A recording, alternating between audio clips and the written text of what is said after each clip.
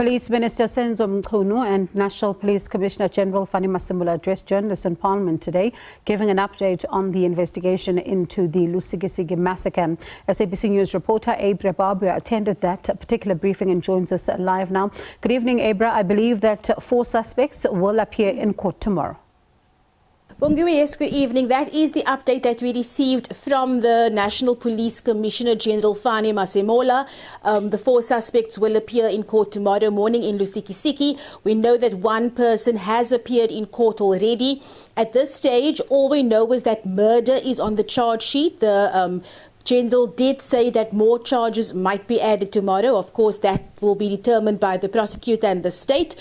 But for now, we have the 4 in court, and he did mention that there is 1 more person who is still on the run. They've managed to confiscate, or they managed to get hold of the person who's on the run. They got his car, but they are still searching for another suspect at the moment. Bongiwe?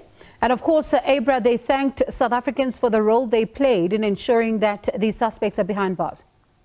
Yes, you know, the ministry has actually been very grateful and thankful because of the swift action taken by the public soon after those photos were published. Was it yesterday or the day before? As soon as those photos were published, 3 of the suspects were apprehended, and the 4th one, he in fact handed himself over. And that was all thanks to the community of Lusikisiki.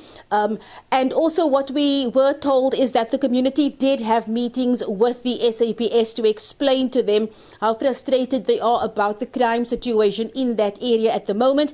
The minister did say that it's been a den of criminality for more than a year now. And aside from the massacre in September, there are a whole lot of other cases that SABC is also working hard on at the moment to close. He spoke about murders, he spoke about firearms, weapons, and violent crime taking place in that area. So the police ministry has committed that subsequent to what happened on the 28th of September, they are going to be putting as many boots on the ground in Lusikisiki to try and deal with all the other issues of criminality and open investigations at the moment.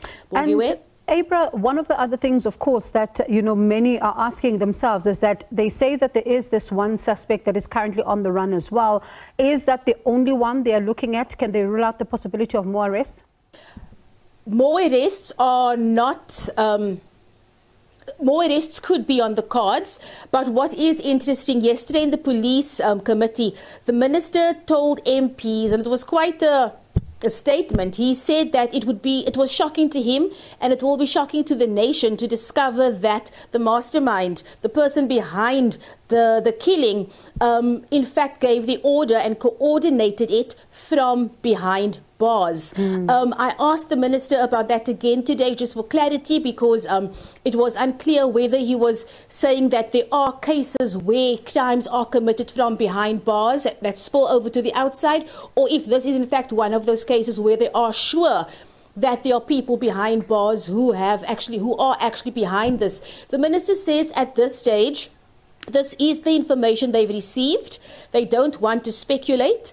This is the information they've received. They've identified somebody. Nobody's been arrested as yet, whoever's behind bars. But they still have to do further investigations and follow-ups to see if they can verify that information that has come to the police. So yes, as it stands, the Police Minister Senzo Mchunu has also been in conversation with the Minister of Correctional Services, Dr. Pieter Groenewald, and they are discussing a range of issues. For instance, the 1 suspect was out on parole, I think, for a double murder. And the minister said that it can't be that somebody goes to prison only to be released and to commit further murders. So the issue of parole, the minister did say that they want to look at all the loopholes around that, and also just look at the criteria around granting somebody parole. That's one issue that he's having conversations about with the Correctional Services Minister. And then the other issue is the issue of people actually organizing and coordinating crimes from within the prison cells. Ogiwe?